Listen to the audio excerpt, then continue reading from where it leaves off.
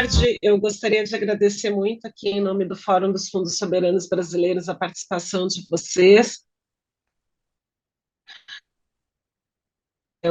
Hoje, o GT Acadêmico Fórum está iniciando um ciclo de palestras que a gente vai fazer tratando dos princípios dos fundos brasileiros que nós fizemos no ano passado. Daniela está aqui, né? Daniela teve uma participação, todos tiveram uma participação efetiva, é coordenado aqui pela nossa professora Carmen Feijó. E eles vão estar sempre associados, todo esse ciclo de palestras vai estar associado a algum dos nossos princípios. Hoje a gente começa com a apresentação do professor da UFRJ, Norberto Montani Martins. O Norberto foi assessor, analista sênior da Ambima, ele trabalhou muito tempo com regulação do mercado financeiro.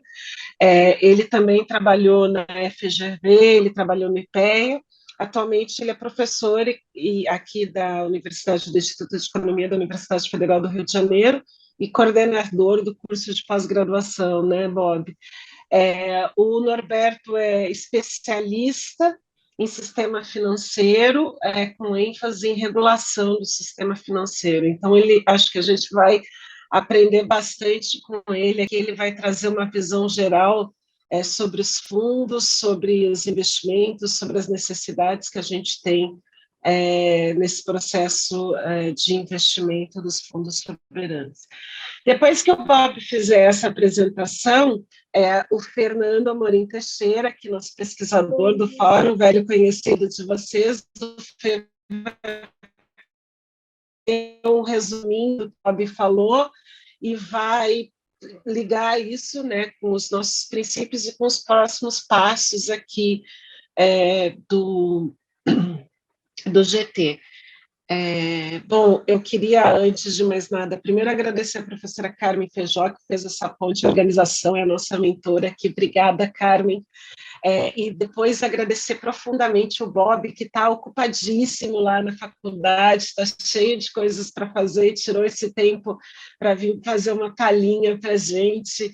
Bob, muitíssimo obrigada. Eu sei o quão difícil foi para te reservar esse tempinho, então eu te agradeço imensamente. Não sem mais delongas aqui, eu vou passar a palavra. Bom, Fernanda, muito obrigado. Obrigado, Daniel, Carmen, Fernando pelo convite. Cumprimento também o pessoal que eu estou conhecendo hoje, né?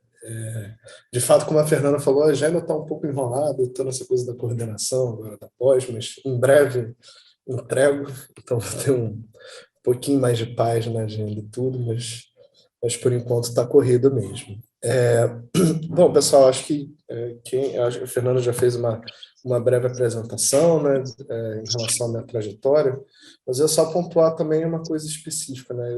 Hoje aqui na FRJ eu coordeno o grupo de pesquisa que a gente chama de Observatório do Sistema Financeiro e também sou responsável por essa cadeira de regulação financeira que a gente tem aqui na casa. Então, hoje, né, acho que o convite foi um pouco por causa disso, para tentar discutir aspectos um pouco mais gerais, mas que fazem parte da orientação para pensar uma regulação financeira que seja efetiva, que seja vinculada a um processo de desenvolvimento econômico sustentável e inclusivo, né? Nos vários níveis que a gente possa imaginar esse processo. Tá?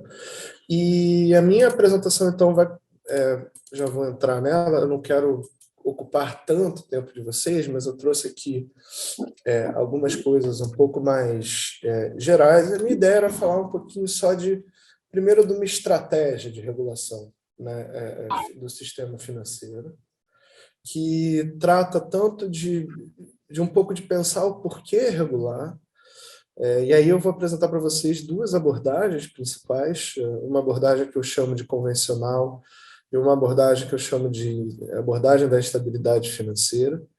E, no primeiro momento, no nível muito abstrato, né, parece que essas coisas não estão tão vinculadas com a nossa discussão aqui de regulação, de fundos soberanos, etc. e tal, mas eu vou tentar justamente mostrar para vocês que, pelo contrário, elas estão muito relacionadas e a forma como a gente pensa a estrutura da regulação financeira, os seus objetivos, as estratégias, são fundamentais para a gente conseguir alcançar alguns dos objetivos centrais para uma discussão dentro da concepção de fundos soberanos. Tá? E depois, acho que é importante também falar um pouquinho de riscos. Né? Acho que quando a Fernanda e a Carmen falaram a primeira vez comigo dessa apresentação, elas falaram que, olha, muitas coisas têm sido olhadas na regulamentação de outros produtos financeiros, de fundos de pensão, por exemplo, e tudo. Vou tentar argumentar um pouco que, talvez, de fato, para o nosso horizonte aqui, essas não sejam as melhores inspirações possíveis. Óbvio que a gente tem que partir de algum lugar, né? Eu vou tentar trazer algumas problemáticas à luz dessa abordagem da estabilidade financeira e falar um pouco dos desafios para fechar. Eu esqueci de começar no cronometrar, eu vou começar agora, só para não perder muito tempo. Vocês acharam que eu estou passando muito do tempo, vocês me dão uma cutucada aqui. Quem quiser me interromper também no meio da apresentação, por favor, fica à vontade. A ideia é que a gente possa, de fato, trocar uma ideia, não seja uma coisa só expositiva. Tá bom? Então, vamos lá. Eu vou, primeiro, para traçar um quadro geral, discutir com vocês o que eu estou chamando de duas abordagens. Tá? E essas duas abordagens, elas trazem implicações diferentes em relação de por que a gente regula o sistema financeiro, e mais importante aqui para nós, talvez mais do que o porquê em si, né, de qual a estratégia, quais os objetivos da regulação. A abordagem convencional, ou se a gente puder chamar também da abordagem de falhas de mercado, é uma abordagem que centra essa discussão principalmente na ação corretiva da regulação financeira em relação aos mercados. E já a abordagem da estabilidade financeira vai por um caminho um pouquinho diferente e que vai estar, segundo eu vou argumentar aqui com vocês, mais conectada à nossa ideia de ter uma regulação adaptada às necessidades de desenvolvimento, para usar os termos mais contemporâneos, sustentável, inclusive, que a gente almeja. Tá? Então, começando pela convencional, né? Acho que só para dar esse quadro geral, acho que a ideia de falhas de mercado ela responde a uma das preocupações da sociedade de modo geral em relação à necessidade de imposição de regras, de restrições sobre as atividades sociais, ou sobre, em específico aqui, né, as atividades vinculadas ao sistema financeiro. Mas, de modo geral, essa principal razão para a gente ter uma definição de certas regras de atuação econômica e de supervisão é a existência justamente dessas falhas de mercado. Tá? E o que são essas falhas de mercado em si? Né? Essa necessidade de uma regulação externa, obviamente, responde a elas, mas elas são caracterizadas pelo fato de que, eventualmente, o setor privado, quando deixado à própria sorte, vai produzir esses resultados que não são ótimos, por assim dizer, do ponto de vista da teoria econômica, ou resultados subóticos que vão, em última instância, fazer com que o sistema de preços e com que a estrutura de governança proporcionada pelo mercado não funcione da melhor forma possível. Quando a gente fala de mercado de ativos financeiros, de sistema financeiro, a gente tem uma peculiaridade, né? A ideia de que a gente discute, às vezes, fricções, problemas informacionais, tudo nos ativos que não são financeiros. A gente tem uma série de problemas que são elencados, mas, em especial, quando a gente está falando de ativos financeiros, a gente está falando de informação. A gente está falando da utilização plena e correta, integral e correta, por assim dizer, da informação disponível. Qual que é o nosso, segundo essa abordagem, né, qual que é o nosso paradigma de referência? O nosso paradigma de referência é um mercado que seja eficiente, no sentido de que ele vai ser capaz, os mecanismos de preço vão ser capazes de refletir integral e corretamente toda a informação relevante para aqueles ativos. Tá? Então, essa definição clássica de uma hipótese de mercados eficientes, estou tentando ser o menos academicista possível, embora bastante acadêmico, ainda assim, mas de traduzir um pouco esse conceito dessa ideia de que a gente tem uma espécie de tipo ideal que vai ser esse sistema de preços de um mercado eficiente que vai sinalizar as melhores decisões possíveis para quem está alocando capital, para quem está tomando decisões de investimento produtivo e de investimento financeiro, também no meio desse contexto todo. Só que essa ideia de que os mercados são eficientes, e aí é inevitável falar um pouquinho de teoria, né? Ela requer uma série de pressupostos que são muito difíceis da gente observar na prática. Então, a ideia de que o mercado vai ser eficiente está associada a uma ideia, por exemplo, que não tem nenhum custo de obtenção de informação. Se a gente for parar para pensar, como é que eu estruturo um ativo em cima de um projeto de investimento e desenvolvimento local, que muitas vezes não vai ser feito por uma empresa de capital aberto, não vai ser feito por uma empresa que tem um histórico tão grande de operação, etc. e tal. Então, às vezes, encontrar informação pode ter custos, e isso começa a colocar em xeque esse sistema de preços. Outra questão, outra hipótese que está por trás dessa ideia dos mercados eficientes é que esses preços também eles vão poder se mover a cada momento em função do comportamento da oferta, da demanda, dos agentes. E, na prática, isso também não é verdade, porque, eventualmente, há fricções, né, e tem toda uma literatura que vai discutir isso dentro da tradição econômica que a gente chama de novo keynesiana, né? Mas mais do que isso pode ser resultado até de uma falta de referência, em última instância, para qual é o preço justo para determinado ativo, para determinado projeto. Tá? Eu não vou me alongar muito, mas essa ideia dos mercados eficientes também depende de outras hipóteses, depende que os agentes se comportem de forma racional, que eles não apresentem vieses nas decisões, não apresentem comportamento de manada, tenham uma tomada de decisão que segue determinados preceitos racionais.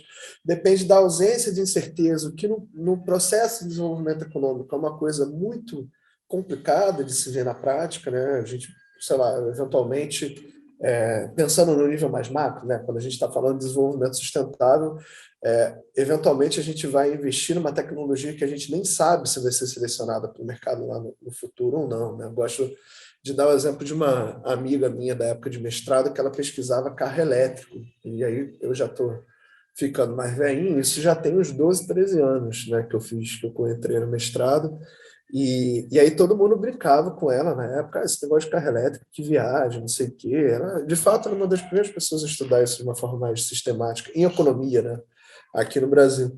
E aí, 10 anos depois, isso é uma realidade. Né? 10 anos depois, você tem a Alemanha discutindo que a frota de carros seja independente de petróleo, né, dentro do território. Então, existe uma incerteza no sentido forte, fundamental, que vai condicionar também esses resultados de mercado. E, em última instância, tem também a questão da concorrência, que faz com que esse sistema de preços, eventualmente, não entregue os resultados ou não reflita, de fato, as condições de oferta e demanda daquele mercado.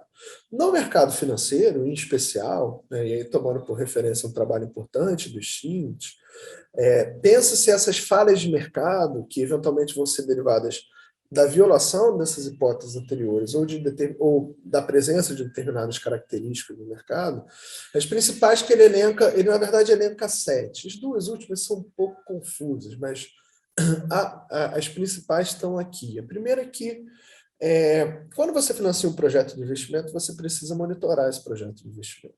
Né? E quando a gente pensa no mercado de capitais, em especial, em que a gente faz um pool de dinheiro de uma série de investidores para financiar o investimento, se coloca um problema central que é o de um monitoramento. Será que essa empresa está realizando mesmo esse investimento? Será que esse investimento está sendo feito da forma que ele foi planejado? Será que os resultados, os ganhos estão sendo, de fato, incorporados pela empresa que fez esse investimento? E tudo isso exige buscar informação, exige ter acesso à informação e exige um monitoramento constante por parte dos agentes de mercado. Qual que é o problema na visão dos Stiglitz e por que isso é uma falha de mercado? É porque o monitoramento, muitas vezes, é um bem público. É como se, na verdade, a gente estivesse falando de um poste na rua, em que se um agente gastar dinheiro para poder monitorar aquela empresa, para poder obter as informações, todos os agentes naquele mercado vão se beneficiar. Só que isso tem um custo, né? E esse custo, muitas vezes, não vai ser dividido de forma igual. Aliás, o fato de ser um bem público faz com que seja muito difícil a gente individualizar o consumo daquele bem pelos investidores, e acontece que esse custo, em última instância, ninguém vai querer pagar, né? Então, você acaba tendo uma suboferta de monitoramento que, porventura, em última instância, pode exigir uma resposta da regulação. Tem externalidades associadas, por exemplo, também à assimetria de informações que existem entre os projetos de investimento, entre os tomadores de crédito. Aí o exemplo clássico, né, dos bancos, e por isso que estava lá a fotinho do mercado de uma loja de carros usados. Acho que esse exemplo clássico de falha de mercado que todo mundo usa, em que você vai vender seu carro usado, você sabe o problema ali. Eu tinha, há muito tempo atrás, tem tempo que eu não tenho carro, mas eu tinha um Paliozinho 97 que durou bastante, que tinha um problema ali no radiador. Acho que hoje em dia o carro nem tem mais radiador, né? Naquela época tinha, que volta e meia o carro parava, dava um chabu ali que parava de andar, ou então furava a mangueira. Era uma complicação, era aquilo ali. Eu sabia daquela informação. Óbvio que se eu fosse vender esse carro, né, eu não necessariamente poderia repassar essa informação ao comprador. E isso criava uma possibilidade, né, de seleção adversa pelo comprador de um carro que, na verdade, era ruim, né? No mercado de crédito, isso é clássico também, né? Óbvio que eu não vou, no relacionamento bancário que eu tenho, eu não vou ter ali um histórico de toda a minha vida financeira. Eventualmente, parte do meu salário não vai ser recebido por aquela instituição financeira. Você não sabe exatamente qual a real condição, né, de pagamento de um tomador quando você está selecionando ele para ofertar crédito. Então, você pode, de fato, né, ter um resultado em que o preço não reflita adequadamente as condições de risco e de repagamento daquele empréstimo pelo tomador.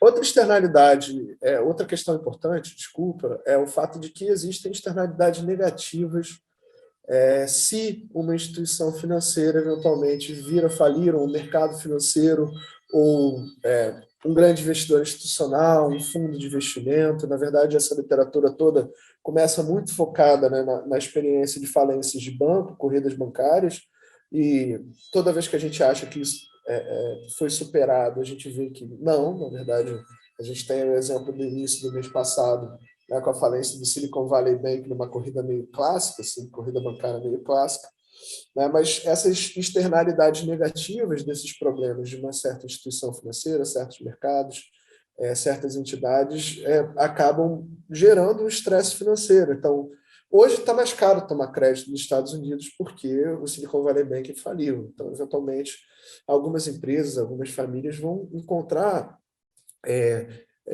uma situação financeira mais apertada, única e exclusivamente porque esse banco foi mal gerido lá atrás. Então, parte da regulação também teria como papel, né, evitar esse tipo de situação, corrigir essa falha de mercado. Eu vou me deter por aqui para não tomar muito tempo de vocês, mas se alguém tiver alguma dúvida, depois a gente pode voltar nisso. Então, esse conjunto de falhas de mercado aqui, mais clássicas, mais gerais, que a gente sempre fala, e a ideia dessa abordagem mais convencional é que o papel da regulação financeira seria justamente corrigir o funcionamento do mercado, no sentido de que, se o sistema de preços não opera de uma forma eficiente, de que o Estado, por meio da regulação, ele teria o papel de corrigir, ou ao menos mitigar as falhas, tendo como tipo ideal, tendo como objetivo último, fazer com que esse sistema de preços funcione muito bem. Tá? Então, nesse contexto, os objetivos principais da regulação financeira seria proteger contra a exploração oligopolista, monopolista, de alguma forma proteger, clientes e consumidores de varejos, que são, em geral, pessoas que têm mais dificuldade de conseguir informações, ou têm que pagar muito para conseguir essas informações, e, por meio de uma regulação prudencial sistêmica, assegurar a estabilidade do sistema financeiro. Em última instância, né, regular, nessa visão, é tentar fazer com que os resultados do mundo real se aproximem cada vez mais desse mundo da hipótese de mercados eficientes que eu coloquei para vocês. Entendendo que, a partir disso, né, você vai conseguir fazer com que os agentes tomem as melhores decisões possíveis e que isso leve a um processo de crescimento econômico associado. Né? Mas essa conexão direta não necessariamente, né, se coloca no mundo real. E aí, quando a gente desce desse nível de abstração que eu estou apresentando aqui para vocês e vai para o mundo real, real mesmo, né? Sei lá, eu peguei um exemplo aqui só para falar para vocês. A concorrência perfeita. Quando eu estou falando de mercado financeiro, há 10 anos atrás, talvez a gente estivesse discutindo como é que um banco concorre, eventualmente, com a tesouraria de um banco concorre com um fundo de investimento. Hoje em dia, a gente está falando de uma concorrência que, inclusive, tem agentes que são não financeiros. Então, como é que ficam os preços, o sistema de preços no meio disso tudo? Como é que eu asseguro que esse resultado de mercado vai me proporcionar mais crescimento econômico, mais desenvolvimento econômico? Isso eu advogo aqui, eu defendo aqui que essa abordagem convencional, infelizmente, não tem uma resposta. E é por isso que talvez a gente precise buscar, num outro tipo de abordagem, as respostas para pensar a regulação nesse contexto. Tá? Para pensar uma regulação, inclusive, que coloque o problema do desenvolvimento econômico no centro da agenda. Tá? E aí, essa abordagem da instabilidade financeira, se eu estivesse na academia, eu obviamente estaria falando sobre uma abordagem minskiana, né? O Minsky, para quem não teve tanto contato com essa literatura mais acadêmica, o Minsky é um economista americano que ficou muito famoso ali na crise de 2008. Ele já era falecido, ele faleceu na década de 90, mas que ficou muito famoso justamente por ter, a partir da sua teoria, colocado ali os principais elementos que ajudaram a explicar a crise de 2008 em si, o debate que aconteceu. Tá? E a principal contribuição dele é o que ficou convencionado chamar de hipótese de instabilidade financeira. Ele chama de várias coisas ao longo da carreira dele, tá? Por isso que eu estou falando convencionou-se. A hipótese de estabilidade financeira, que eventualmente algum de vocês já ouviram falar, de que a estabilidade é desestabilizadora. Tá? E aí é interessante partir dessa abordagem da estabilidade financeira, porque o primeiro ponto dela é que você enxerga a economia como você enxerga a economia por uma lente em que você coloca o sistema financeiro no centro do palco. O sistema financeiro ele é protagonista. Na verdade, ele defende, inclusive, que essa visão, a revisão da economia, a gente deveria pensar a economia não a partir de mercados de troca em que o dinheiro entra para facilitar as transações e tudo mais, mas a gente deveria pensar a economia como ela é no mundo real, a partir onde grandes decisões são tomadas, não do mercado descentralizado e tudo, mas numa sala da diretoria, numa sala de um grande banco de investimento, de um grande banco de Wall Street. Quando a gente olha a partir dessa perspectiva, a gente vê o que eles chamam de um paper world, um mundo de papéis, um mundo de obrigações e ativos financeiros, um mundo de compromissos de pagar dinheiro hoje e pagar dinheiro no futuro. Tá? E é interessante ver que a viabilidade desse mundo de papéis, ela repousa sobre a capacidade que os projetos, as empresas, as famílias, os órgãos subnacionais, eventualmente vão ter de gerar fluxos de caixa no processo de geração de renda. E por que isso é meio abstrato? Vários conceitos aqui no meio, mas a ideia central aqui é que, nesse mundo, a gente vai estar a todo momento tendo que lidar com dois resultados. Primeiro, que os agentes vão estar, por isso a imagem, né, de se equilibrando, de tentando a todo momento equilibrar os seus fluxos de entrada e saída de dinheiro. Né? E isso vale em vários níveis de desagregação, vale no nível das empresas, vale no nível de um fundo de investimento, vale no nível de uma família, eventualmente, se a gente quiser. E o segundo ponto é que esse é um mundo em que a gente não consegue dissociar a produção, o desenvolvimento, o investimento em capital desse lado financeiro. Essas duas coisas estão intimamente interconectadas. Tá? E a principal razão que o Minsky coloca, advoga aqui, porque a economia, às vezes, vai desempenhar melhor, vai crescer mais, ou porque ela vai descambar para uma crise financeira, é o fato de que as estruturas financeiras e os compromissos, obrigações financeiras mudam ao longo do tempo. A estabilidade dessa economia, ela muda à medida em que você vai mudando seus compromissos, eventualmente assumindo mais riscos, eventualmente investindo em produtos mais complexos, eventualmente criando uma teia de arranjos financeiros mais complexa que pode levar a uma maior fragilização dessa economia.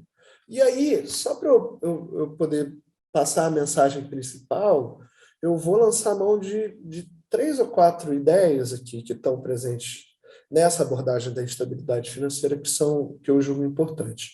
A primeira delas é o fato que eu já antecipei para vocês, da necessidade que todas as unidades econômicas, para ser um pouco mais geral, tenham de compatibilizar os fluxos de receita e de despesas que elas têm ao longo do tempo. Normalmente, eu pensando aqui na minha casa, né, eu vou pensar, olha, todo mês eu recebo meu salário, tenho que pagar meu aluguel, tenho que pagar as contas de casa, enfim, tenho que comprar minha comida e tudo. Então, eu tenho aqui, né, que lidar com um fluxo de receita que é mais ou menos bem definido. Eu sou funcionário público federal, né, recebo todo primeiro dia útil do mês, e ao longo do mês, né, vou controlando aí as minhas saídas de caixa.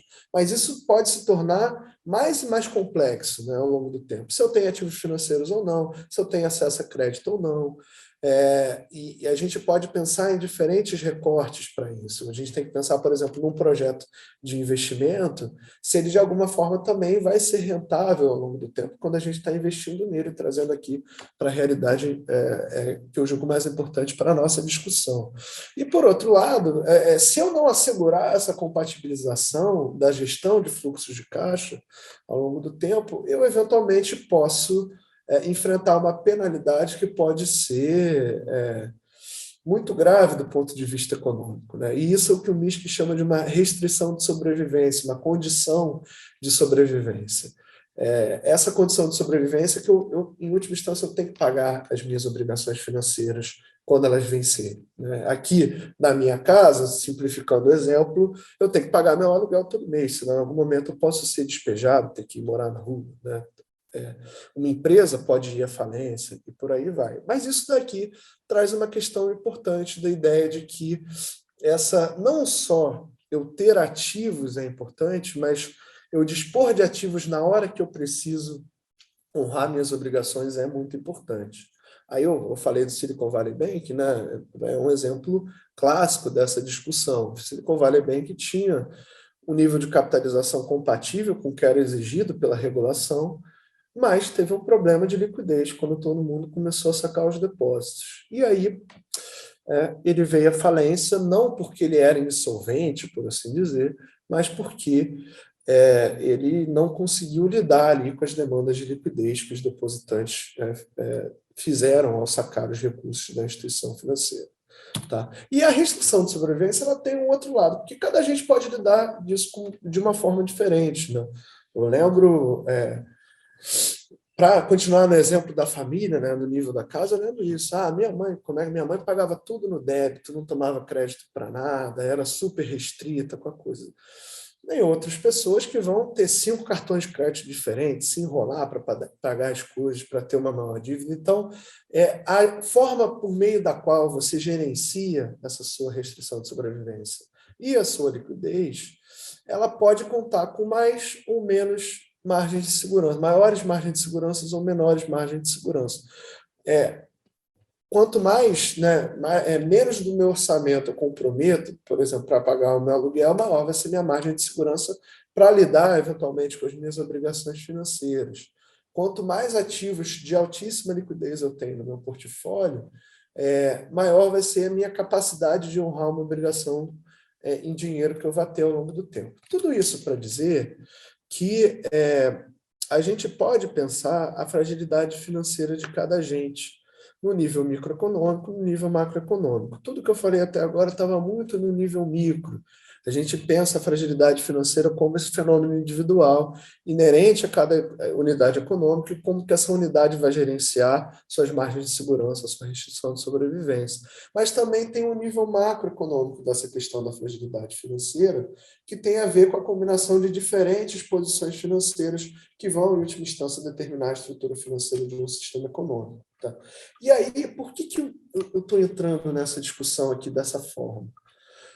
Porque o processo de desenvolvimento econômico exige que você tenha uma maior exposição à fragilidade financeira. Realizar um investimento significa incorrer em despesas, significa em admitir uma incerteza em relação aos seus fluxos de caixa no futuro ou não, e aí aqui eu estou falando, obviamente, do investimento privado principalmente, mas a gente pode tratar isso também sob o ponto de vista sob a ótica do investimento público. Né?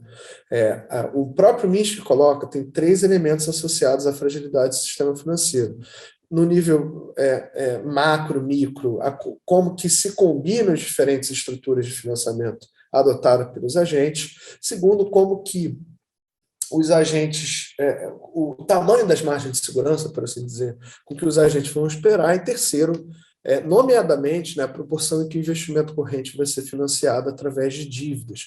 E aqui importa não só a alavancagem em si, mas o perfil dessas dívidas, o quão longas elas vão ser e o quão caras ou não elas vão ser. Tá?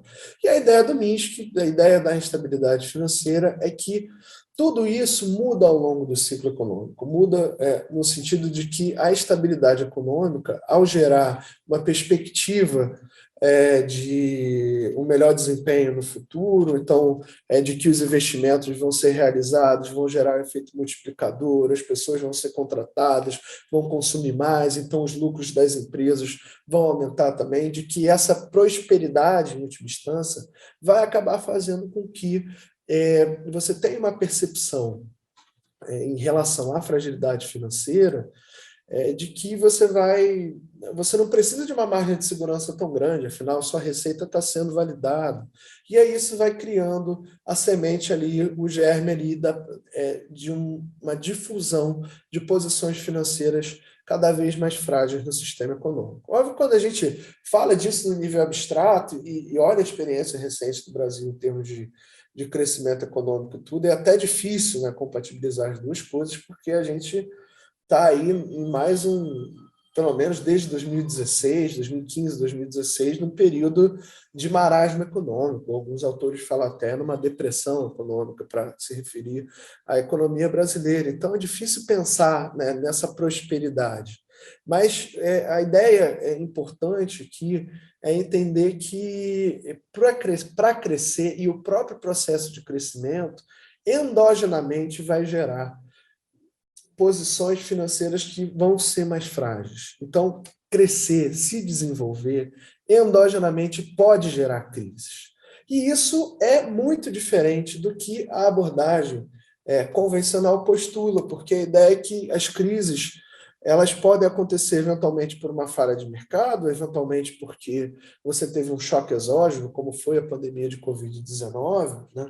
Mas que endogenamente esse sistema de preços vai mais ou menos funcionar, vai ser essa principal referência. Aqui, nessa abordagem da estabilidade financeira, o que está se colocando é que esse sistema de preços vai gerar periodicamente crises, né? E óbvio que essas crises vão ser mediadas pelas características institucionais de cada período, né? Então, quando o Minsky estava estudando ali na década de 70, na década de 80, a economia americana, a grande pergunta dele era, olha, será que a Grande Depressão de 29 pode acontecer de novo?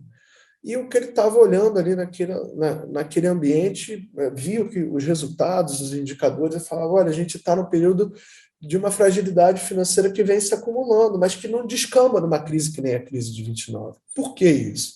Porque você tinha todo um conjunto de regulações, um aparato institucional que acabava atuando para que isso não acontecesse.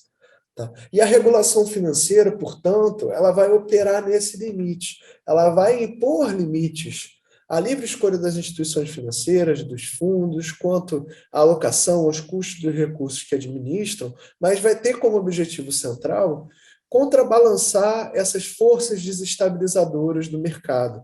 Em última instância, ela vai ter como objetivo fundamental evitar as crises, mas não só isso.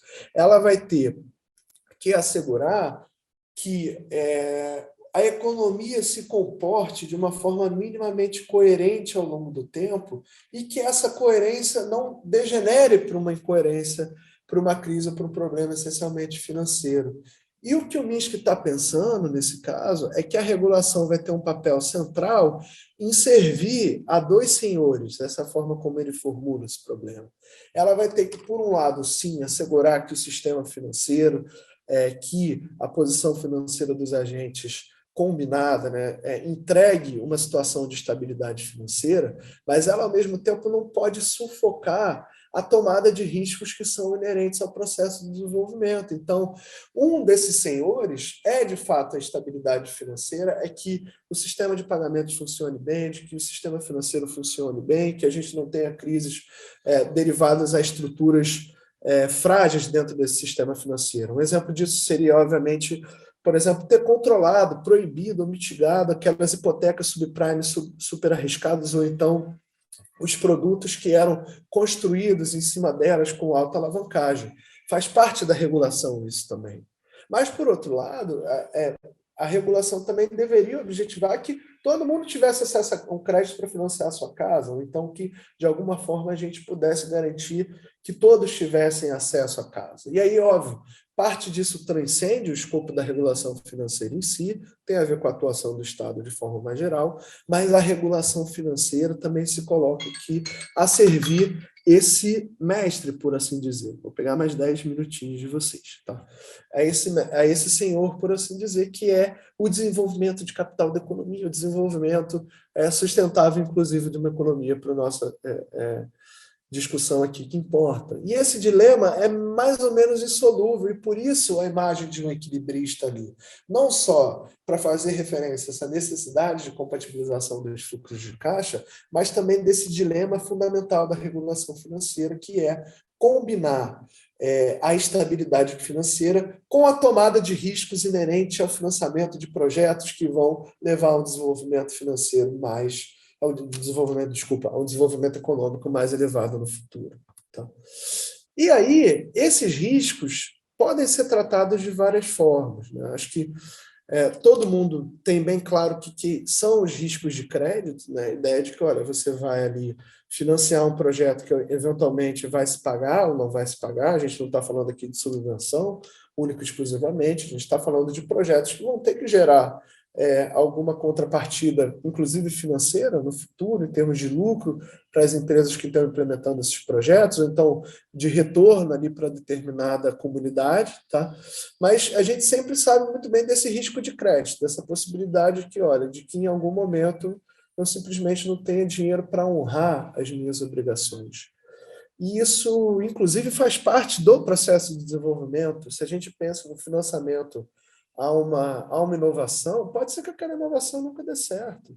Né? A gente, sei lá, tem discussão lá atrás de Blu-ray ou então do DVD, né? Estou ficando mais velho já. Isso parece há séculos atrás, né? Mas é uma discussão relevante. Você investiu muito numa tecnologia, gastou muito dinheiro esperando que aquela tecnologia ali te desse um retorno. E, em algum momento ela não foi selecionada, ela ficou para trás. Né? E aí, como é que a empresa que investiu todo o seu dinheiro nisso vai obter o seu rendimento? Ela não vai, ela eventualmente não vai conseguir pagar os credores que ela tinha e daí por diante. Só que não é, às vezes, só risco de crédito. Né? Quando a gente fala, por exemplo, de fundo de investimento, trata-se também, eventualmente, de riscos de mercado, de riscos que o preço dos ativos financeiros possam gerar perdas para as instituições decorrentes assim, de variação de parâmetros, como a taxa de juros, como a taxa de câmbio. A taxa de juros, no atual contexto, é muito importante. Né? Falei lá do Silicon Valley Bank, todo o problema do Silicon Valley Bank era um problema de risco de mercado, de que os ativos que eles tinham, com o novo nível de juros, acabavam perdendo valor a preço de mercado, e isso fazia com que eles não conseguissem honrar as obrigações que eles tinham, que nos leva a esse risco de liquidez. Tá? Tudo isso para situar de que há vários tipos de riscos que operam no mercado financeiro, e eles estão inerentemente relacionados ao processo de desenvolvimento econômico. Tá? Aí eu coloquei uns exemplos aqui do Silicon Valley Bank, mas eu vou pular. Tem outros riscos também, reputacional, risco legal, isso talvez seja um aspecto importante dentro da discussão aqui específica, risco moral também, risco sistêmico, eu vou passar mais direto por isso. Mas risco ambiental. Risco ambiental, de fato, né? Que está aqui no meio disso tudo, mas a ideia é que a regulação seja capaz de ser desenhada para que proporcione um gerenciamento adequado desses riscos, para que proporcione, em especial, né, quando a gente fala de fundos privados, né, isso daqui está muito presente, da compatibilização das entradas e saídas de caixa, da manutenção de margens de segurança que sejam adequadas, a manutenção de uma estrutura financeira que não seja muito frágil do ponto de vista das entidades e unidades envolvidas na operação desses sistemas financeiros. E tudo isso vai levar muita gente para esse lado do gerenciamento de risco, mas eu acho que uma mensagem que eu queria deixar aqui é que a gente tem que lembrar que, por outro lado, a gente não pode esquecer que gerenciar adequadamente os riscos envolve tomar riscos. E isso é fundamental para garantir que esse processo de desenvolvimento econômico ocorra. Tá? E eu ia passar aqui a dar alguns exemplos e tudo, dessas diferentes formas. Por que isso assim, é importante e tal? Vou passar direto para a gente poder ter mais tempo para o debate. Eu sempre uso a debênture do Vasco da Gama como um exemplo de ativo financeiro. Né? Você pensar, os fundos vão investir nas debêntures do Clube de Regatas Vasco da Gama. É óbvio que isso vai micar.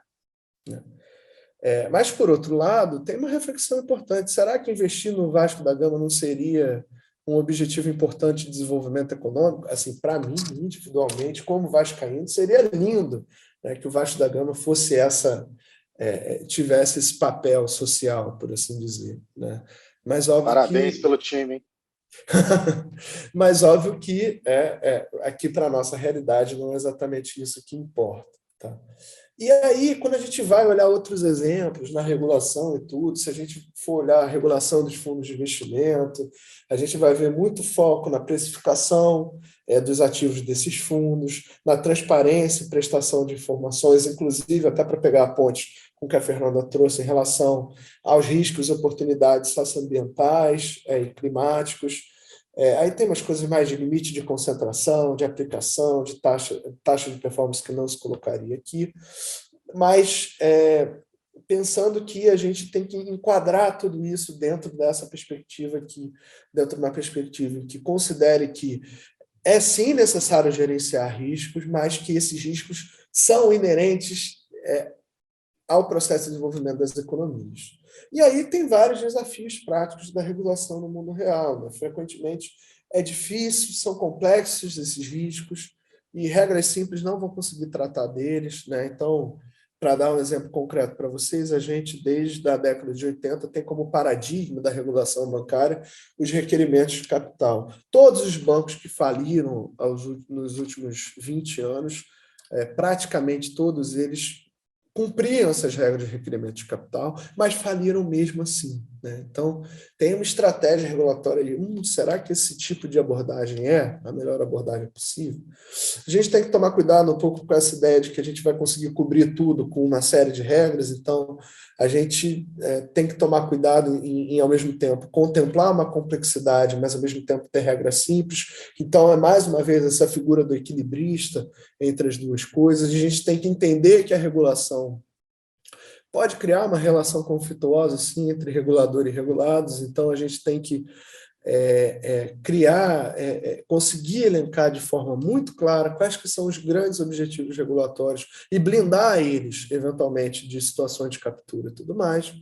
E tem que entender também que, muitas vezes, você propaga uma ideia de neutralidade competitiva adotando o mesmo conjunto de regras para vários agentes, para os mesmos agentes, mas tem que reconhecer que isso também pode gerar alguns problemas. Então, às vezes, a regulação tem que ser um pouco mais tailor-made mesmo, tem que ser um pouco mais específica para tratar dos exemplos do mundo real. Tá? E aí, Para a gente fechar e abrir um pouco para falar, discutir um pouquinho, a gente vai passar para o Fernando, na verdade, né, para ele tentar começar a construir uma ponte um pouco mais clara. A gente tem que reconhecer que a regulação financeira não vai conseguir eliminar a ocorrência das crises. Ela pode sim, talvez, dificultar que elas ocorram, tá? Mas a gente não vai conseguir eliminar porque elas são inerentes ao funcionamento das economias capitalistas. E a ação corretiva da regulação, nesse sentido, ela é só uma das suas faces. A gente tem que associar os objetivos da regulação, obviamente, aos objetivos mais amplos que a gente tem como sociedade, em termos da necessidade de desenvolvimento econômico, crescimento econômico, de uma sociedade mais justa, da promoção de uma transição para uma economia de baixo carbono, porque, do contrário, a gente, inclusive, pode deixar de existir como sociedade, óbvio. Esse fatalismo não é à toa, mas é só pragmaticamente reconhecendo um problema. A gente não sabe como é que vai ser viver num mundo com 3 graus centígrados a mais. A gente não tem a menor ideia de como é que vai ser isso. E a gente não está preparado para isso hoje. Tá? E mais do que isso, né, para as nossas realidades específicas, às vezes, né, de como é que a gente localmente consegue gerar um processo de desenvolvimento econômico que gere um maior bem-estar para as pessoas ali daquela comunidade. Né? Então, isso é um recorte muito importante que a gente tem que pensar também a regulação para isso. E aí, a disciplina de mercado, o sistema de preço, me desculpe a galera da abordagem convencional, não dá conta. A gente precisa de uma disciplina de Estado, de governo, sim. Uma disciplina em que esses objetivos sejam explicitados pela sociedade, sejam cobrados por aquela sociedade, e imagino que para vocês, na discussão de fundo soberano, isso seja fundamental. E, por fim, né, acho que eu já falei isso mais de uma vez, mas eu queria deixar essa última mensagem que o gerenciamento de riscos é, sim, um aspecto central, até porque se desenvolver significa assumir riscos. Obrigado, né? Acho que para a gente começar a nossa conversa, eu queria deixar esses elementos e passo a bola para o Fernando. Não sei se a Fernanda quer colocar alguma coisa antes, mas se não, passo a bola para o Fernando e fico à disposição aí para a gente bater um papo sobre a apresentação.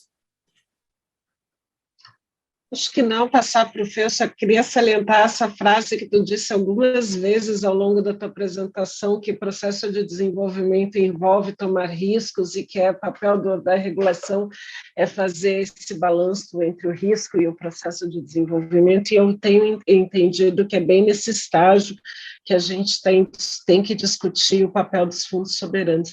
Obrigadão, Bob, como sempre, fenomenal.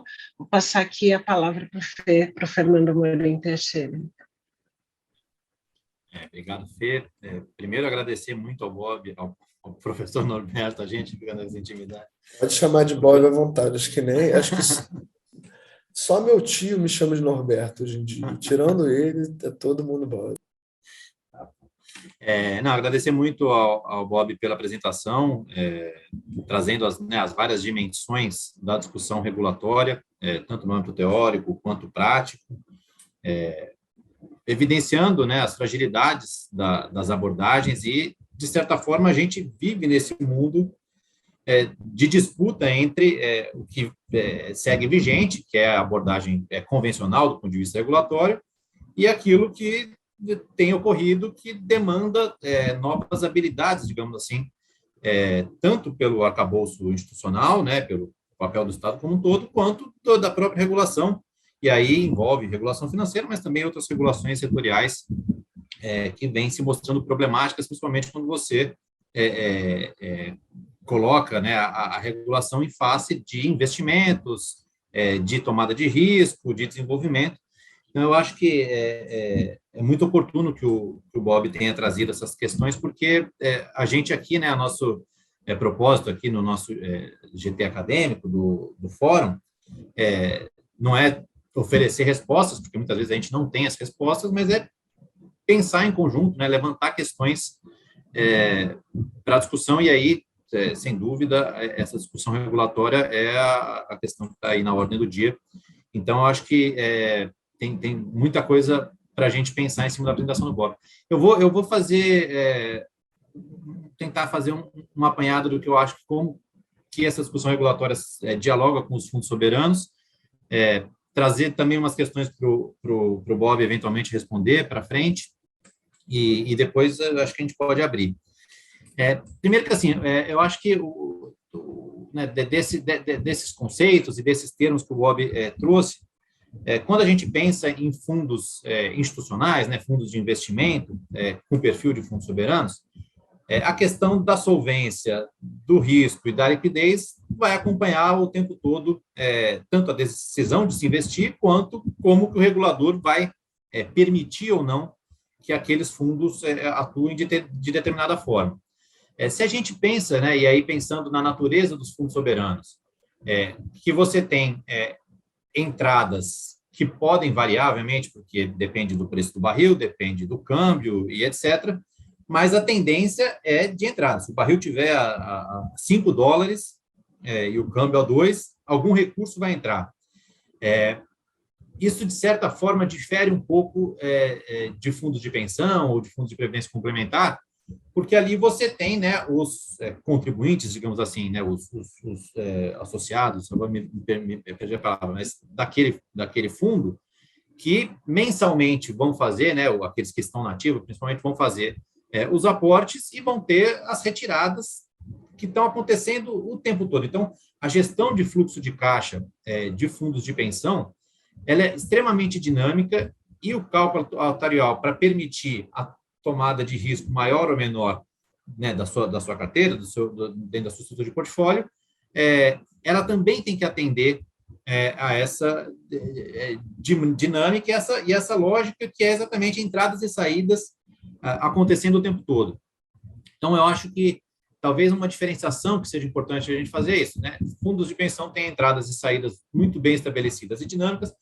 Fundos soberanos têm entradas perenes, né? Pelo menos num horizonte temporal que a gente pode medir da produtividade do poço, ou que a gente deixe de extrair petróleo porque a terra está aquecendo, mas, enfim, você tem aí uma previsibilidade de entradas, e você tem as saídas dependendo dos regramentos de cada fundo. Mas mesmo as saídas, né, ou as retiradas, você tem um único ator que faz o saque, que é o Estado.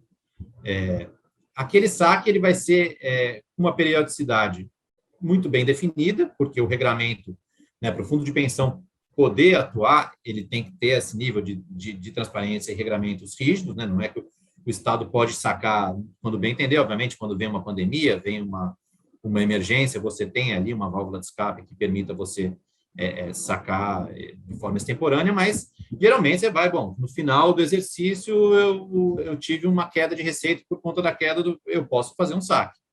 Então, o cálculo de risco que esse fundo soberano vai ter que fazer é completamente distinto do cálculo de risco de fundo de pensão. Então, para a gente também mensurar, porque quando você vai olhar, né, as normativas, enfim, do Conselho Monetário Nacional, a questão do risco é uma questão central por todos esses parâmetros que o Bob trouxe na apresentação dele, né? Uma das principais preocupações do regulador é que você não pode permitir que os agentes fiquem, né, como é que se diz, especulativos, ou tenham um comportamento perigoso tanto para o sistema quanto para a própria instituição. Então, eu acho que tem isso. Uma questão também que eu acho que é importante é que, assim, pensando como a gente vai construir a regulação de fundos soberanos no Brasil. A maior parte dos fundos soberanos do mundo são fundos de caráter nacional, que investem, né, ou reinvestem recursos externamente. Ou seja, você tem lá os princípios de Santiago, que determina que você tem que seguir as regulações dos países. Obviamente que, como qualquer agente do mercado financeiro, você tenta agir sempre ali na brecha da lei, e depois a regulação tenta correr atrás de você, porque é assim que a banda toca, e o mercado é sempre mais ágil do que o Estado nessa corrida aí de gato e rato. Mas os fundos soberanos não precisam ter uma legislação e uma regulação doméstica para o investimento. Na sua maioria, hoje em dia, cada vez mais eles têm podido atuar no âmbito doméstico, mas porque são recursos que entram em dólar, que são gerenciados em separado pelo Banco Central do que se faz com as reservas internacionais. Geralmente, a gestão é externa mesmo, por uma série de razões que não vem ao caso. Então, eu acho que é difícil também, né, pensando assim como desafio, a gente construir, porque a gente não tem também muitos exemplos que a gente pode utilizar. Bom, assim que está acontecendo, assim que aqui poderia ser replicado eventualmente. Ao mesmo tempo, tem coisas acontecendo. Então, é um desafio que a gente se coloca como Fórum de Fundos Soberanos de pesquisar e conhecer cada vez mais dessas experiências internacionais do ponto de vista regulatório. Então, essa é uma outra questão que eu traria. No caso dos fundos brasileiros, você tem, né, são fundos subnacionais, municipal e estadual, você tem a lei, as suas próprias leis ali de criação em âmbito subnacional, você tem os regramentos que são diferentes de cada fundo e você tem os objetivos que também são diferentes de fundo a fundo. Então, eu acho que tem que, na discussão regulatória, eu acho que precisa ter uma compatibilidade daqueles parâmetros comuns, né, que podem ser elencados para você ir construir junto ao agente regulador a melhor regulação possível, né, entre todas as aspas, porque é isso, cada fundo tem uma regra, tem um objetivo, como é que você consegue atender, né, dentro de uma regulação única, esses interesses que estão colocados. Então, acho que é um desafio que a gente deve pensar. Eu gosto sempre de dar exemplo, por exemplo, no caso chileno, o fundo, acho que eu já apresentei para vocês, o Chile tem 2 fundos atualmente, tinha um só, com a lei de responsabilidade fiscal, eles, em 2006, ali consideraram que valia a pena desmembrar aquele fundo e criar 2 fundos. Um deles seria tipo um fundo de financiamento à previdência chilena, que o regramento dele era que por 10 anos você não poderia fazer saque nenhum dele. O outro é um fundo mais de equalização de receita, que você faz saque ano a ano, a depender ali do resultado primário, etc. E tal. Como é que esse fundo, por exemplo, você não poderia ter saque? Qual o risco que um fundo que não pode ter saque durante 10 anos ele pode tomar? Ele não precisa estar líquido para ter a retirada, não, ou ter níveis de liquidez parecidos com o outro fundo que você vai ter que ter retirada no final do ano. Então, só para a gente conseguir visualizar assim como que essa distinção, né? O Hernani gosta de falar, o Hernani Tosca, professor meu, do Bob, colega da Carmen, que isso é tudo bicho, mas cada bicho é um bicho. Então, você tem que saber que bicho é esse, né? Como é que você alimenta aquele seu bicho, mas é tudo bicho, todo mundo, tudo mamífero, todo mundo convive, né, e no mesmo ambiente, e no mesmo ambiente, estou dizendo, um ambiente institucional do país. Sem querer me alongar mais, eu traria uma questão de fundo que eu acho que a gente tem que levar em consideração nessa construção regulatória, que assim, a gente tem o objetivo de construir uma coisa particularizada que atenda aos fundos soberanos a partir da natureza desses instrumentos. Ao mesmo tempo, eles são fundos de investimento institucionais que têm seus correlatos por aí. A partir do momento que você constrói uma regulação específica, isso pode gerar, dentro desse, já que o regulador é o mesmo, a institucionalidade é a mesma, dentro desse ambiente, questões colocar, os fundos de pensão vão falar, por que fundo soberano pode fazer assim e eu não posso? Então, assim, para a gente ter em mente que quando a construção regulatória, ela também vai gerar esse tipo de conflito, talvez, que a gente vai precisar ser dialogado para pacificar, mas, ao mesmo tempo, não tem muito jeito, né? Os fundos de pensão também têm ali a sua normativa própria, que difere de outros fundos. Né? Você tem a regulação de fundo de pensão e da previdência complementar, então, assim, você tem já distinções acontecendo, mas o importante é que a gente tenha sempre, acompanhe, né, o debate que tenha ocorrido dentro dos fundos de pensão, se eventualmente eles estão considerando rever a regulação e etc. e tal, para a gente estar né, na fronteira ali, no timing correto para o nosso lado. E aí, por fim, aí, levantando uma questão para o Bob, que não precisa responder agora, pode responder depois dos questionamentos, Bob, e aí, explorando um pouco a sua atuação na Ambima, né, de como que o lobby, entre aspas, e no bom sentido, de construção regulatória, porque uma das preocupações que a gente tem é que, bom, se a gente não puder, via fórum, construir né, uma proposta, uma minuta, que seja levada para a regulação em âmbito federal, o sistema financeiro, o mercado financeiro vai tentar, está todo mundo de olho, né? Você tem que contratar gestor externo, os bancos estão de olho, as gestoras estão de olho. Provavelmente vai vir uma proposta de outro lado. E aí, como que você encara, né, esses riscos de disputas de lobby, e pela sua experiência prática, assim, o quanto você considera que, assim, que seria um prazo viável para essa construção, né, essa construção de uma minuta comum acontecer? Porque, pelo que a gente visualiza, são muitos os desafios, mas tem pressa. Então, a gente está sempre nesse conflito entre resolver a coisa no menor espaço de tempo e o tempo que seria o ideal para a gente ter uma proposta que pare em pé, porque também acho que o pior dos casos é a gente construir uma coisa que depois é uma regulamentação anacrônica que gere tudo aquilo que a gente não quer com a maior boa vontade que a gente tenha na construção dela, e ela tenha que ser revista, e aí, enfim, o negócio degringola.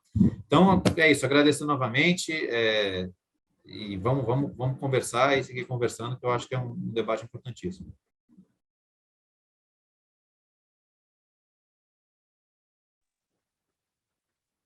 Excelente, Fê, muito obrigada. Carmen, não sei se tu quer fazer algum comentário também. Bom, posso fazer um comentário muito breve, só até para situar o Bob, né, já que ficou íntimo o Bob, todos nós já nos tornamos íntimos, que assim, o fórum, né, ele tem discutido essa questão de regulação, né, como o Fernando bem colocou agora, né, meio que foi precipitada para nós, porque está havendo a possibilidade de a gente, né, se chegar, né, junto ao governo federal e pensar uma proposta específica. E quem hoje trabalha nos fundos se sente muito assim, perdido, porque os órgãos reguladores eles, né, estão controlando, estão exercendo a sua função, mas sem ter isso, Bob, que você chamou muita atenção. Não tem claro o objetivo desse fundo específico, que são fundos subnacionais de exploração de riqueza, né, de uma renda que vem de uma riqueza que é finita. Então, quer dizer, isso não está dito para os órgãos reguladores. Assim, você pode até dizer, mas isso não está escrito, não tem norma que lance luz sobre isso. Então, essa possibilidade de você, né, discutir a regulação no âmbito do fórum é justamente de chegar para os órgãos reguladores e dizer: olha, a gente é um bicho com essas características. A gente é bicho, mas é um bicho desse jeito, entendeu? Porque tem essa particularidade da origem, né, da receita, que é uma origem que é finita. Então, a gente tem o compromisso de preservar isso, né, fazer essa transição para outro tipo de riqueza que seja perene. Então, por isso que a questão do desenvolvimento ela está colocada, né? É a única maneira de você, né, garantir uma receita futura, substituindo essa fonte, é você gerar desenvolvimento no território. Agora, e traduzir isso no âmbito, então, dessa questão da regulação. Ouvindo você falar, Bob, e pelo pouquíssimo que eu li do material de regulação que foi mostrado, claramente a regulação hoje, não sei se você concorda com isso, ela está traçada segundo a ótica convencional, corrigir falhas de mercado. Não tem nada a ver com a questão de entender que, né, o próprio funcionamento da economia ela tem altos e baixos e que, portanto, a instabilidade ela é uma possibilidade, né, e que a regulação ela deveria perceber isso também, tentar mitigar isso, não ter regras únicas, né, que são inabaláveis, né, independente do contexto. Mas, enfim, então, acho que essa primeira fala, assim, essa primeira discussão aí, né, foi excelente, para colocar para o pessoal do fórum a especificidade do que a gente está trabalhando, e, por isso, é função do fórum mostrar a especificidade, porque não é né, o mundo que já está funcionando de um jeito que vai entender o que é o específico. E é por isso que o regramento de cada local é fundamental, porque é isso que vai dar objetividade para você começar então, a ver os limites da regulação, os parâmetros que você vai ter que você pode atender e deve exigir de um processo de regulação. Então, agradeço muito, e aí vou ouvir outras pessoas também. Eu tenho certeza que essa é a primeira de muitas conversas. Gente, alguém tem algo que quer fazer algum comentário, falar alguma coisa?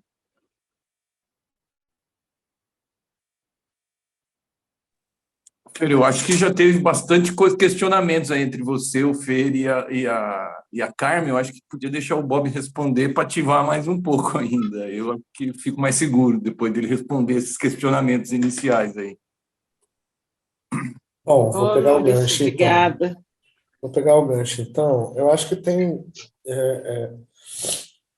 três coisas específicas assim, que eu queria falar. A primeira é que o Fernando questionou em relação à questão dos riscos de lobby, até para você construir essa proposta e tudo. O que eu vivenciei lá tem coisas que demoram muito tempo, tá? Mesmo. As reformas mais... eu peguei algumas regras que começaram do zero. Por exemplo, trabalhei muito na regulamentação de recomendação, né, de produtos e serviços financeiros, que tem um nome enorme quando a gente fala em português, que é o dever de verificação da adequação do produto ao perfil do cliente, o bom e velho suitability. Isso foi um processo de 3 anos e meio, tá? Para te dizer. Foi uma regulação construída do zero.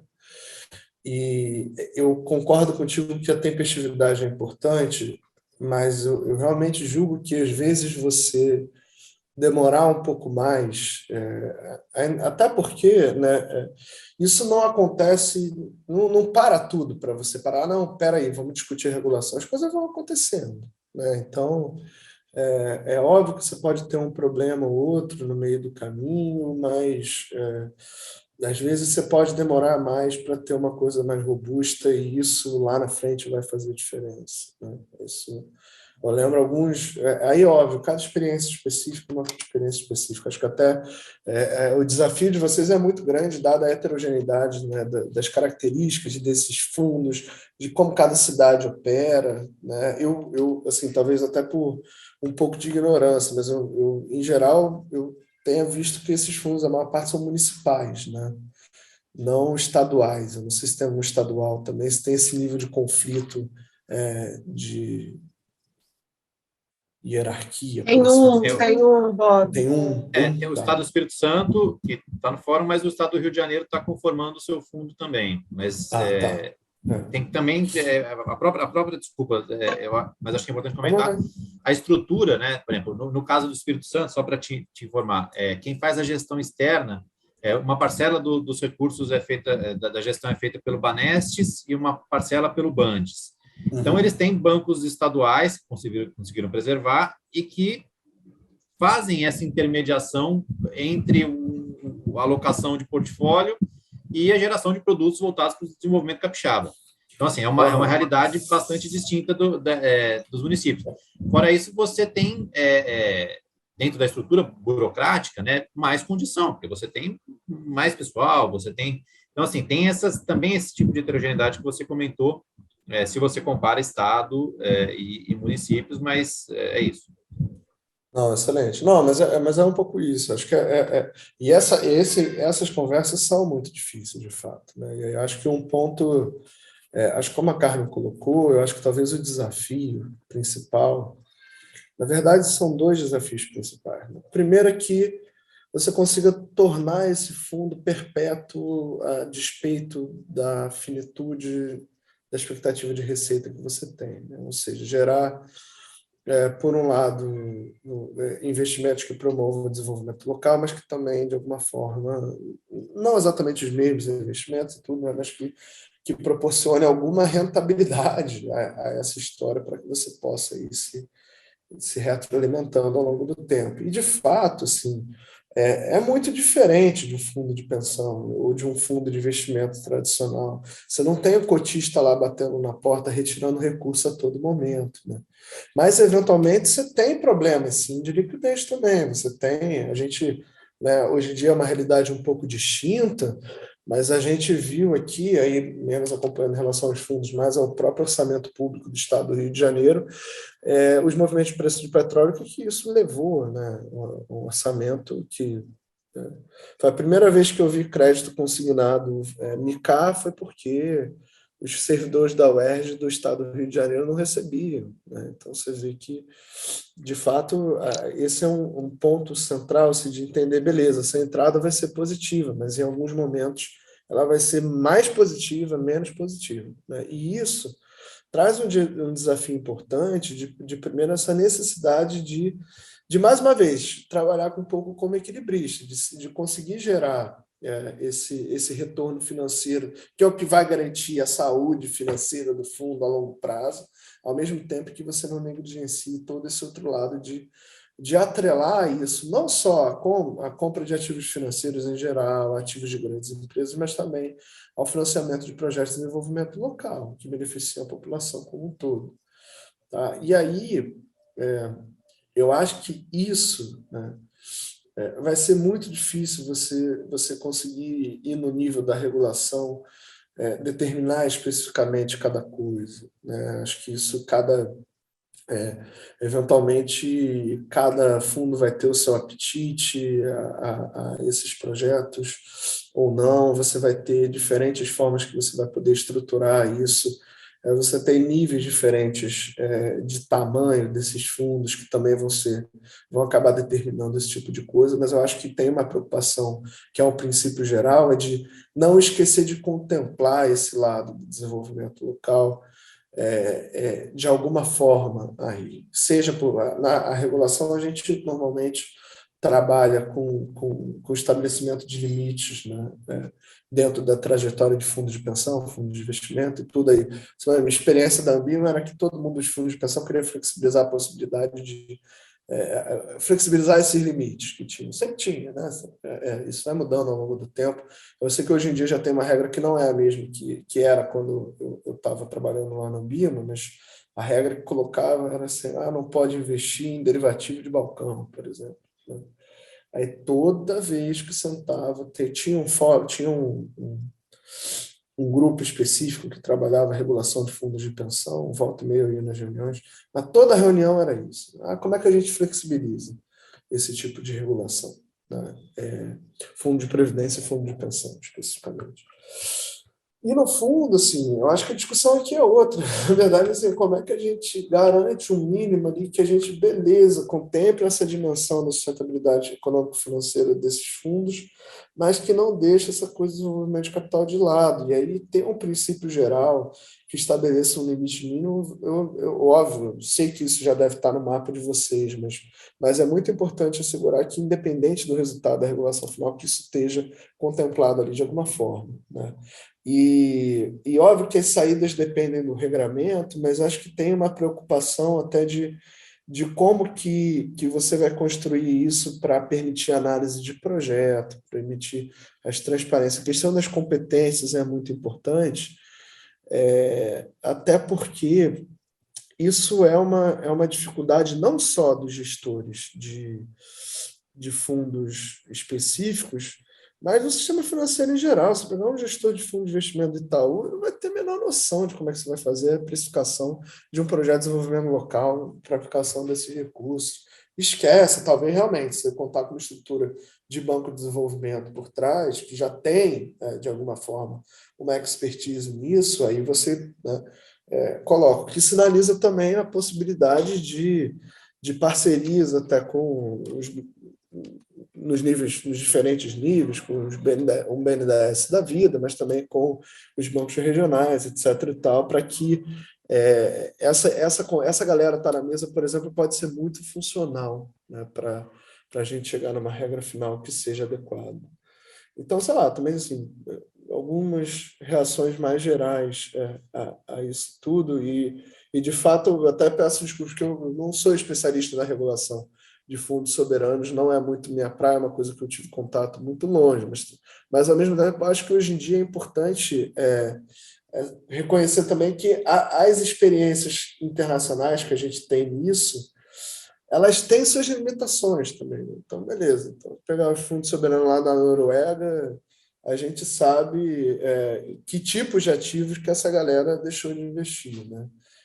Deixou de investir, não, comumente investiu historicamente, né? Se hoje em dia está todo mundo preocupado com a questão do desenvolvimento sustentável, com os riscos climáticos, de biodiversidade e tudo, um bom exemplo de como não aplicar os recursos está nesses fundos noruegueses, né, do passado, em que, beleza, aqui a gente não polui não, mas no sul global não importa, né? Então, acho que isso também é um lado fundamental que a Fernanda mencionou, que a gente tem que conseguir contemplar nisso tudo. E não é porque é uma questão reputacional, uma questão, não é porque senão... Aqui no Rio de Janeiro, em específico, né, a gente vai ter muito problema, com certeza, com o nosso regime de chuvas no futuro. Isso não é uma... a incerteza ela existe de quando e em que intensidade, mas que isso vai acontecer não é uma incerteza, né? A gente sabe que a gente, por estar aqui no litoral e estar situado onde a gente cada vez mais vai ver esse tipo de evento extremo aqui na nossa região. Então, não se trata, quando eu financio um projeto, por exemplo, de saneamento básico mais robusto, e acho que, obviamente, esses fundos vão ter um papel nisso, nas cidades aqui perto, eu estou falando, não é só de desenvolvimento, e até para fazer uma brincadeira, é da própria sobrevivência, literalmente, dessa população, né? Então, a restrição de sobrevivência ela opera em vários níveis, aí, se a gente quiser.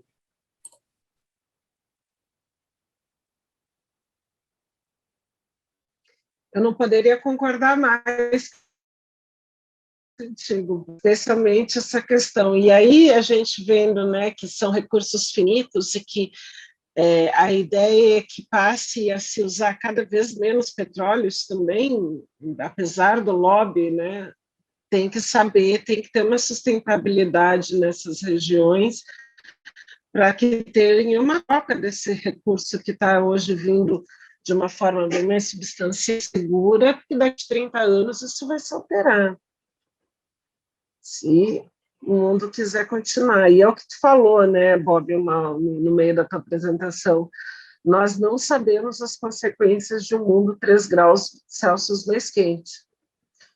A gente já está 1,1 mais quente. As consequências a gente está vendo aí, somente das intensidades dos eventos extremos. Gente, acho que a gente está encerrando aqui 1h30 já de reunião. Não sei se alguém mais quer fazer algum comentário, alguma pergunta. Eu quero. Por favor, Maurício. Bom, primeiro achei muito legal, Bob, prazer aí. Parabéns para quem organizou, porque aprendi um monte de coisa aqui. Mas eu queria fazer de questão bem prática em relação à questão dos fundos e da regulação. Porque tem uma questão, Bob, que, por exemplo, a regulação dos fundos, de como eles vão aplicar no mercado, essa é uma das coisas que está sendo trabalhada agora, exatamente porque, do jeito que está hoje, os gestores não têm segurança nenhuma. Então, o fato é que, independente de qualquer finitude dos recursos, etc., já existe um recurso que ele deve aumentar pelo menos até 2030, ou seja, a tendência fica cada vez maior, né? O deadline do petróleo não é antes dos 30 anos da exploração e o pré-sal vai dobrar de produção até 2030. Portanto, esses recursos vão aumentar. Então, tem uma questão da segurança dos gestores com a aplicação desse recurso, principalmente dos municipais.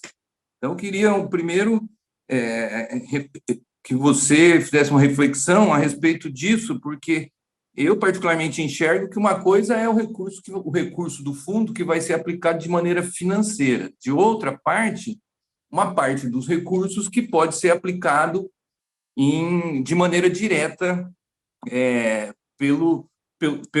pela gestão municipal, no caso, né, de como fazer. Se isso, um escape para poder ter segurança aos gestores seria tratar que os municípios tivessem, em vez de ter um fundo soberano, ter dois, um fundo. O Fernando até falou do Chile aqui, ter um fundo que seria financeiro ao longo do tempo, e esse se pautaria pelas regras do mercado e com as regulações, com as regulamentações, os limites de aplicação, e um outro mais local para poder fazer, e essa seria uma decisão dos municípios. Essa é a primeira das reflexões que eu queria saber a respeito dessa questão dos recursos, tá? Porque é um problema atual, e aí eu vejo que, como é uma iniciativa saudável de você poupar um recurso que é finito e aí optar pelo investimento, um prazo de regulamentação muito longo, como esse que você colocou, vai suceder, por exemplo, que nem vão ser, quando sair isso, os gestores atuais, vão mudar em 2025 os gestores. E existe um caráter político muito forte nos municípios a respeito desse dinheiro que já está disponível. Não há um consenso municipal e na sociedade a respeito de guardar o dinheiro ou não. Essa foi uma decisão política dos prefeitos que tiveram com isso, tiveram o medo e etc. de ficar sem os recursos. Você citou a questão do Rio de Janeiro, quando teve a oscilação do preço do petróleo.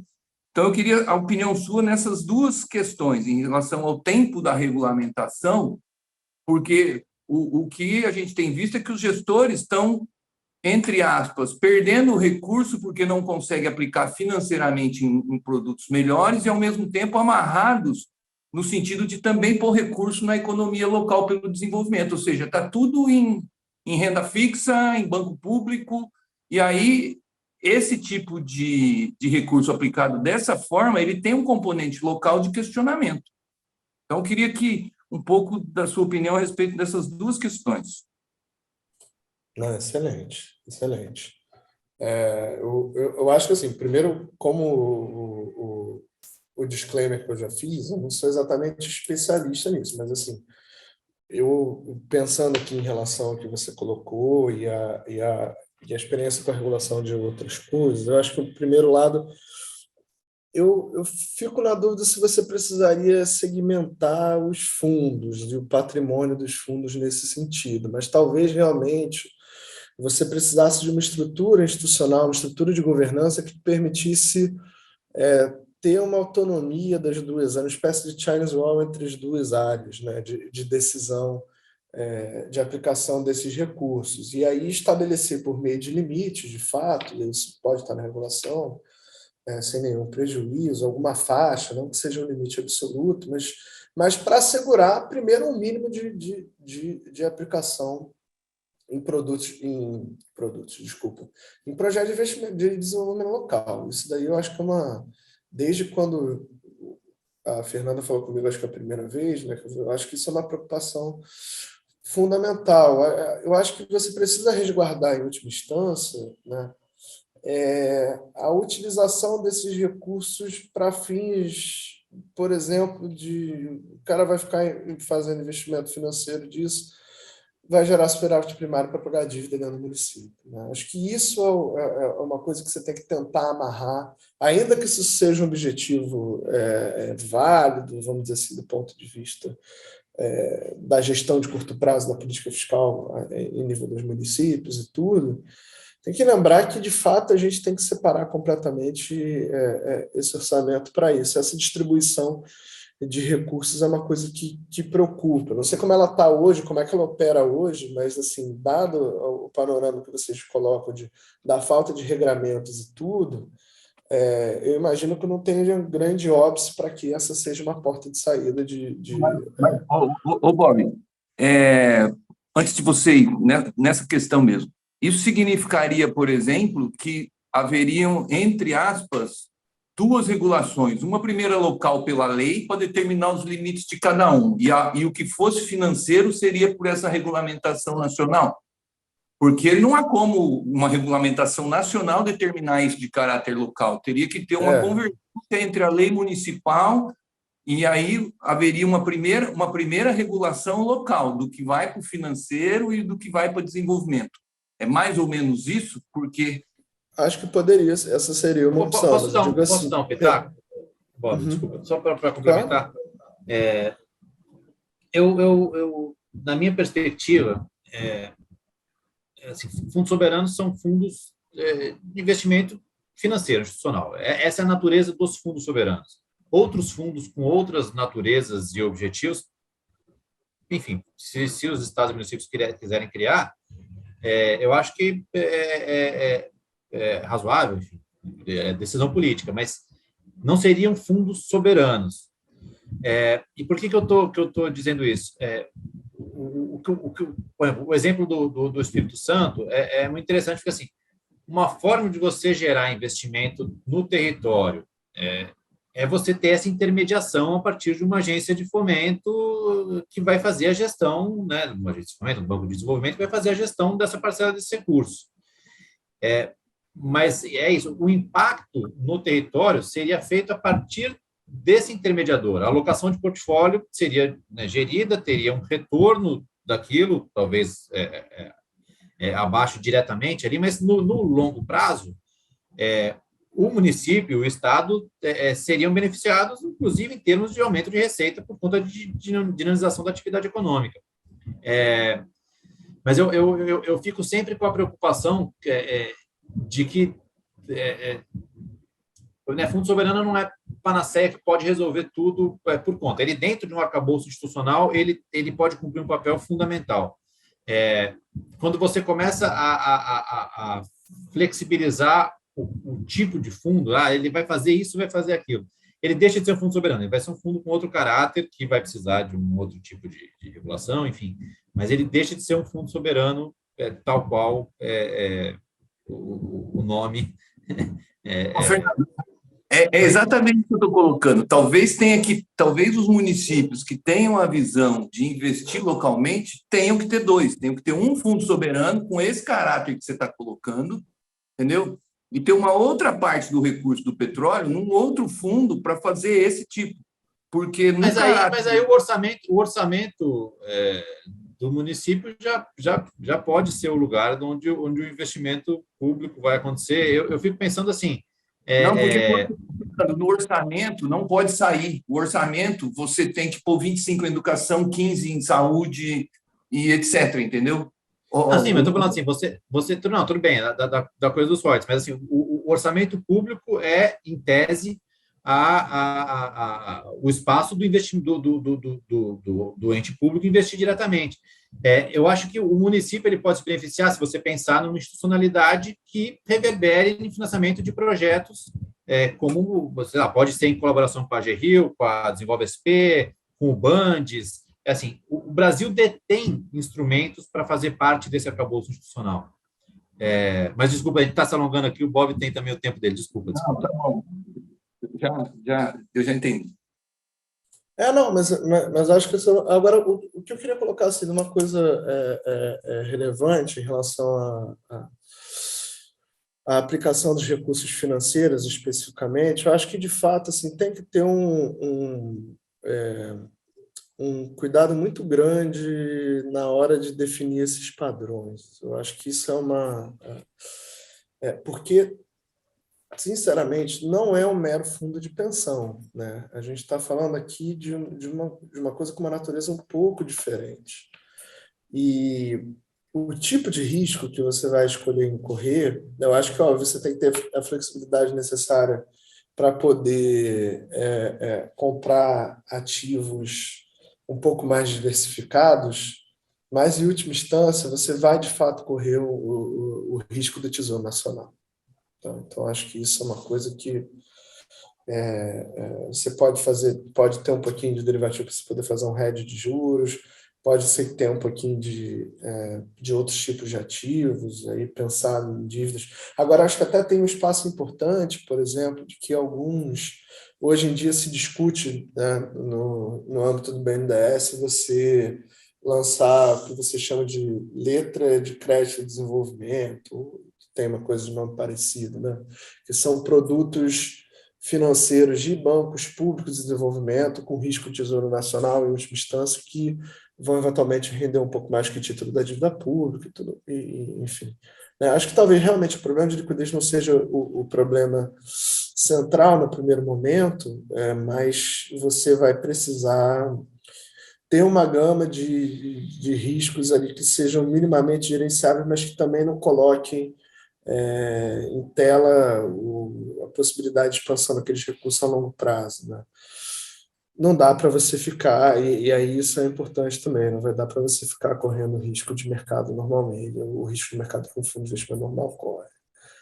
Acho que isso, quero investir numa ação, porque isso, na minha experiência de regulação de fundo de previdência e fundo de pensão privado, por assim dizer, toda coisa, para eu poder garantir aquela conta atuarial, eu vou precisar comprar ação, né? Eu vou precisar comprar instrumentos mais sofisticados, vou precisar investir em ativos no exterior, e tudo mais. Acho que talvez no primeiro momento essa discussão tem que ficar um pouco de lado. Que tipo de risco tesouro que eu posso correr, como é que eu posso diversificar um pouco isso e assegurar que esse lado financeiro, por assim dizer, dessa estrutura pare de pé, né? Mas, e ao mesmo tempo, né, eu acho que, eu entendo assim, eu realmente não sou especialista para dizer essa estrutura de governança é melhor, eu vou fazer fundos separados ou não, eu realmente não me sinto tão confortável para falar disso, mas que